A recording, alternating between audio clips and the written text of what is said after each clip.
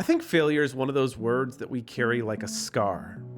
When it happens, we rarely see it as a single event. It becomes a verdict, a personal damning. We don't just say, I failed. We say, I failed again. I always fail. And the mind loves to weld our most recent stumble onto the long chain of every other time we've come up short. What could have been a scratch becomes soldered into a permanent mark. Suddenly, it's not just about one bad day or one bad choice. It's about who we are. That's the strange trick that failure plays. It doesn't just live in the present. It fuses with the past. And from there, it starts shaping our future.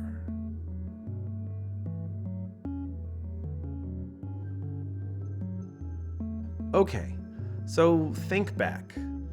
The first time you failed wasn't just a mistake. It was a moment of interpretation. Maybe you gave the wrong answer in class, and the laughter didn't just sting, but it stayed. Maybe you spilled milk on the carpet, and the adult in the room sighed. Not at the mess, but at you for bothering them. If no one comes back to repair these small ruptures, if no one says, hey, that's okay, those moments get welded in place. They become the first joints in a chain. And soon, without even realizing it, you're carrying a story. I mess things up. I'm too slow. I'm not good enough. Every failure after that doesn't just stand alone. It snaps onto the chain. Failure stops being feedback and starts being autobiography. That's the process of internalization.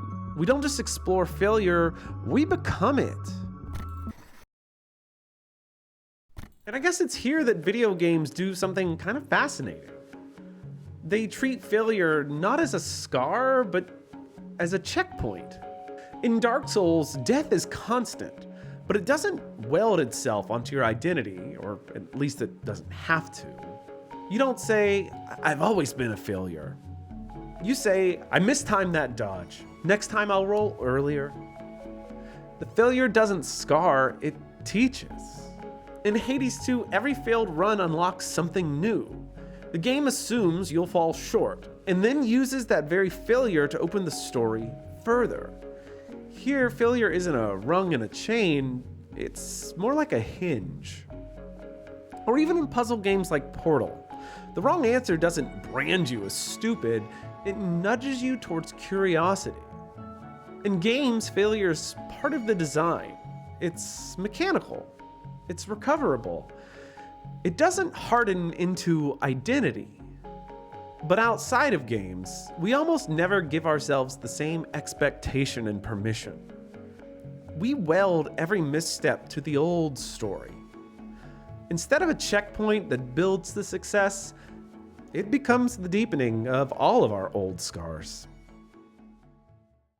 And I think that's what makes failure so heavy. It's rarely about the present moment alone. Each stumble echoes with the weight of everything that we've fused to it. The breakup isn't just about the relationship, it's about every time you have felt unlovable inherently. The job rejection isn't about this company or the state of occupation or the state of the economy.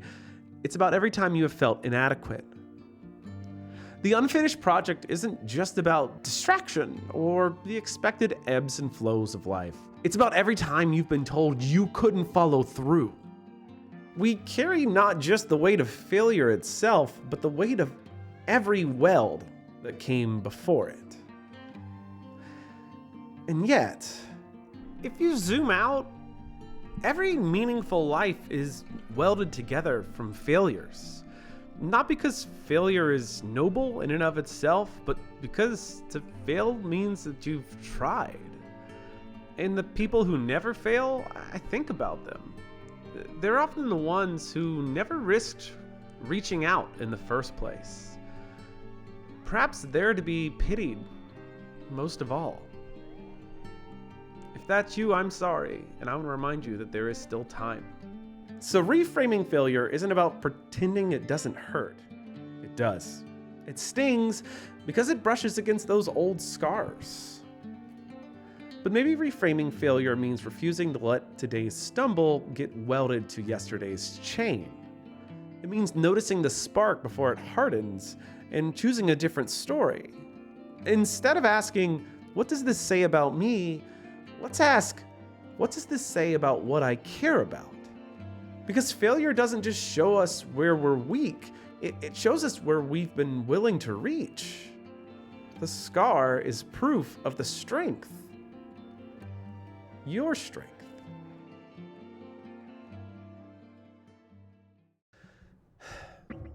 If all of this is true, then maybe failure is less of a chain that you're shackled to and more of a set of welds you can choose to repurpose. Each mark is proof that you were forging something: identity, meaning, growth. In the end, to fail isn't to fall behind. To fail is to have stepped forward. To carry scars is to have lived with your hands outstretched towards something worth reaching for. The scar is real, yes, but so is the reach.